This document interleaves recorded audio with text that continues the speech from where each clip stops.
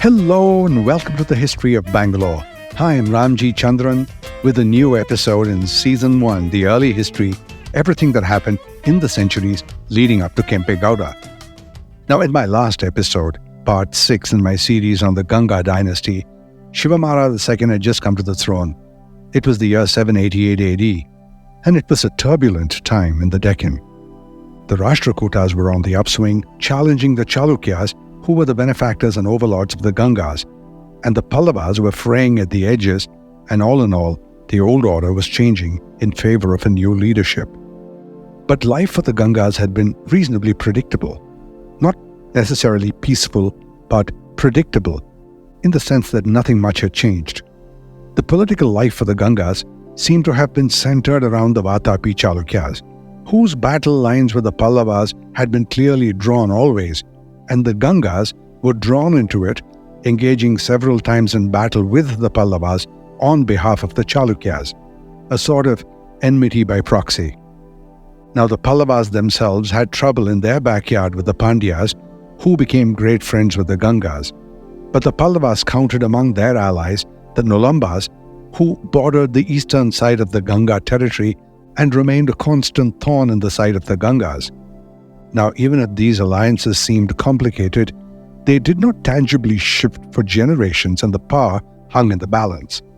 Now, consider that the feud between the Pallavas and the Chalukyas had continued for centuries.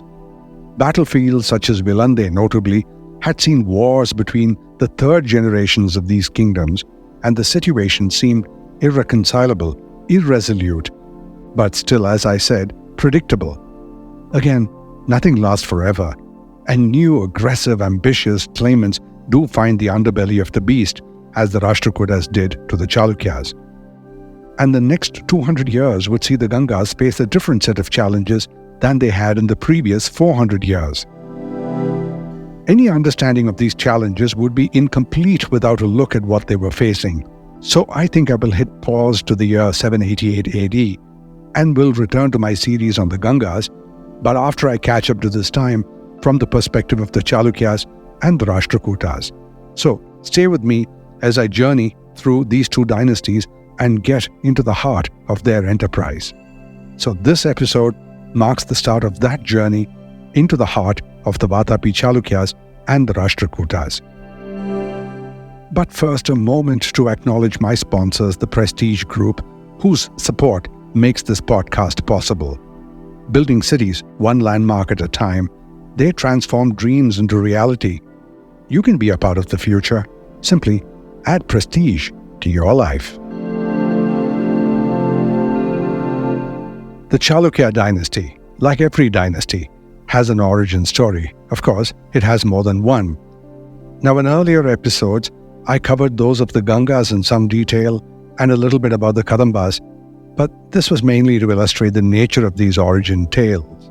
Tales that liberally dip into the epics and set the ancestries of kings in mythology.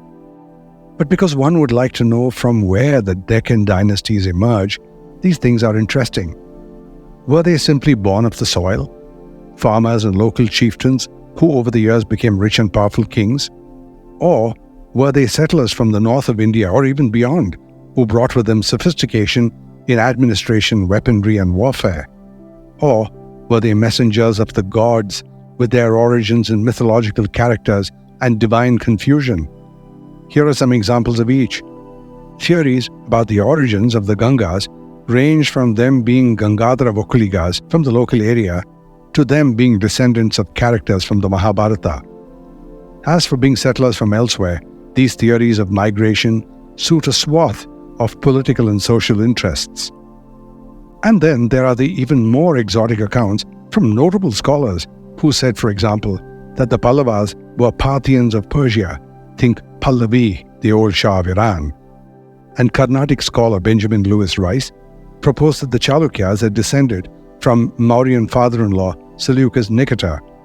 Rice, who favored both these theories, liked the phonetic similarities between Pallava and Pahlavi and Chalukya and the Chalukyas. He even went on to propose that the centuries-long feud between the Pallavas and the Chalukyas was only a continuation of the feud between the Parthians and the Seleucids. Not surprisingly, not every historian bought this, but these things do make history more interesting. Of course it would. Folklore is more fun than fact. But to be fair, not all those who recount history are wandering minstrels, and the accounts of some of the visitors to the great courts of the Deccan can be quite illuminating. Around 640 AD, the Chinese scholar Xuanzang, the most famous Chinese person in India, visited Vatapi. He was one of the many who visited India over the centuries and left accounts. There were many visitors like Xuanzang, and they did not suffer the same considerations as their Indian counterparts, and they could narrate whatever they saw without having to inscribe paeans or flattery to the kings. And as centuries passed, the sense of history seemed to get more linear, better, with more sources of information.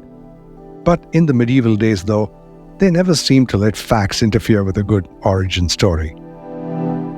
Among the handful of stories on the origins of the Chalukyas, some of them seem to rely on phonological similarities to the name Chalukya, not different from what Rice was trying to do.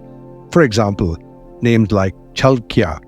Scholars like Jonathan Fleet and Nilakanta Shastri accepted this for etymology and suggested that the vowel U must have crept in with regular U's, making it Chalukya.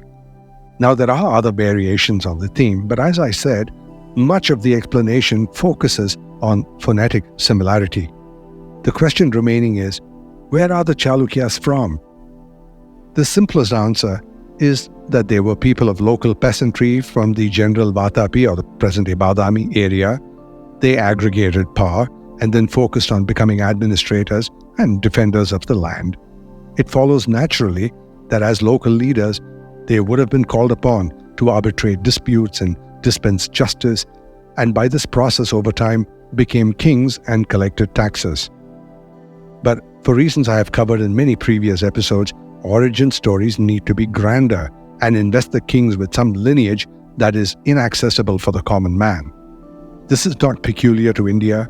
The divine origin of kings is common to most older cultures in Europe, for example, and I suppose that this was the way to channel some of the faith of the peasant folk towards the rulers and leave them to perpetuate their dynasties in perpetuity.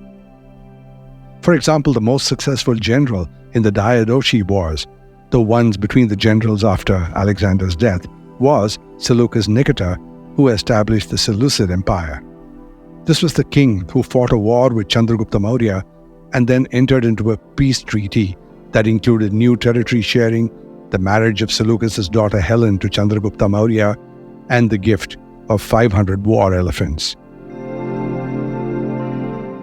In the context of the claims for power in the time of the Diadochi or the Diadochi, the Roman historian Justin records, for example, that Seleucus' mother claimed that she had become pregnant by the god Apollo, the sun god. And then, probably after noticing an anchor-shaped birthmark on the inner thigh of her baby, she then claimed that after becoming pregnant, the god Apollo gave her a ring with an anchor graved on it, which she was to pass on to her child. Now, as Seleucus was preparing to join Alexander on that famous Persian campaign that earned him the name Alexander the Great, Seleucus' mother gave him the ring and disclosed the story of his divine descent. Clearly, over the years, the anchor symbol started to hold a significant meaning because by the end of Seleucus' life, he had ruled one of the largest empires of the world, and he had, as his emblem, the anchor. Now, his successors all claimed to bear identical anchor birthmarks, asserting that this was proof of their dynasty's divine origins. Now, in the case of the Chalukyas, they had similar fantastic origin stories. In his book, historian Durga Dikshit wrote, "The later Chalukyan records appear to be thoroughly confused in narrating their origin, with good reason. According to one inscription, the Chalukyas were born from the libation within the Chuluka of Brahma, of the Trinity. Now, the Chuluka is what happens in the act of offering a liquid by pouring it into the cup formed by palms joined, or partaking of ceremonial offering by other means, such as a cup or sometimes the whole river. Now, Chuluka is phonetically close to Chalukya. It has the right touch of humility and divine relationship and fits well with the goal. A second account traces their descent from Manu through Manavya and Harithi, and the third version links their origin to Brahma, and this inscription mentions 59 kings ruling Ayodhya, followed by 16 kings in Dakshinapatha, with the Chalukyas of Kalyani restoring their reign. And then there's a fourth inscription that checks the all of the above box and includes Brahma, the moon, the 59 emperors of Ayodhya, and goes all the way forward to Vijayaditya, who is said to have died in battle against the Trilochana Pallava, which by the way seems to be some sort of anachronism because none of this is correct in the timeline. Incidentally, the Chalukya story itself has inset variations. One by Bilahana, the Kashmiri poet, in his Vikramani Deva Charita, mentions that during his meditation, Brahma was requested by Indra to create a warrior who could end godlessness in the world and punish the wicked. And so the Chalukya warriors were born. And then there are other accounts, but let's skip past all that because it gets confusing and leads us nowhere useful. Now, in later history, when Xuanzang visited Pulakesi II in the early 6th century, he referred to him as a Kshatriya, and this brought historians closer home to less fanciful origins.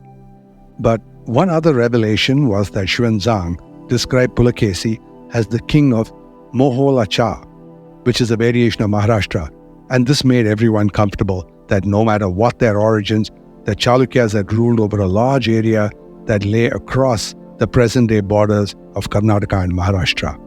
So with that established, how did the Chalukyas create their dynasty? When I return, the early Chalukyas and how they set up their kingdom, right after this. Just how the North Star is the guiding light, the star of North Bangalore, Prestige Camden Gardens is a guiding light where your search for the perfect home ends. Prestige Camden Gardens, the star of North Bangalore. Step up to luxury with 3 and 4 BHK apartments on Tanisandra Main Road, 10 minutes from Manyata Tech Park, 25 minutes from the airport, and well connected with other parts of the city. Prestige Camden Gardens. Prices starting from 2.25 crore onwards. To know more, visit prestigeconstructions.com. RERA approved. Hello, I'm back. The first of the Chalukya line was Jayasimha. Now we know from records that he became ruler of the Chalukyas around 500 AD or so. He was referred to as Jayasimha Vallabha, Sri Vallabha, and Vallabhendra in family records. But these are names, not titles. Why wasn't he given lofty imperial titles? They say it's said to mean that he was likely a feudatory, probably to the Kadambas of Banavasi, and feudatories don't receive lofty imperial titles. Jayasimha's reign is shrouded in mystery, and that's only a fancy way of saying no one knows anything about him. There's a paucity of information about him, hardly any epigraphical references for one thing. And then, that's the same thing about his son. The most quoted reference to both of them is in the Aihole inscription, discovered on a stone panel stuck to an upper window frame at the Meguti Jain temple in Aihole, which is less than an hour's drive from Badami. There are 2 stanzas of a prashasti composed by medieval poet Ravikirti that speak of these first 2 of the Chalukyan line, Jayasimha and Ranaraga. As an aside, a prashasti is a eulogistic inscription or text in old Indian literature, often written in Sanskrit or Prakrit, and often in the Deccan in Kannada script, but still in Sanskrit or Prakrit. It typically praises a king, a ruler or deity, extolling their virtues, achievements, and lineage. It is similar to the paeans of old Greece, a song or hymn of praise, joy, and triumph. So the Aihole Prashasti has these lines about Jayasimha and his son. There was of the Chalukya lineage the king named Jayasimha Vallabha, who in battle, where horses, foot soldiers, and elephants, bewildered, fell down under the strokes of many hundreds of weapons, and where thousands of frightful headless trunks and of flashes of rays of swords were leaping to and fro, by his bravery made fortune his own, even though she is suspected of fickleness. His son, as he was, who was named Ranaraga, of divine dignity, the one master of the world, whose superhuman nature, even when he was asleep, people knew from the preeminence of his form. This inscription was ordered up by Pulakesin II sometime in 634 AD, about a century after Jayasimha and Ranaraga.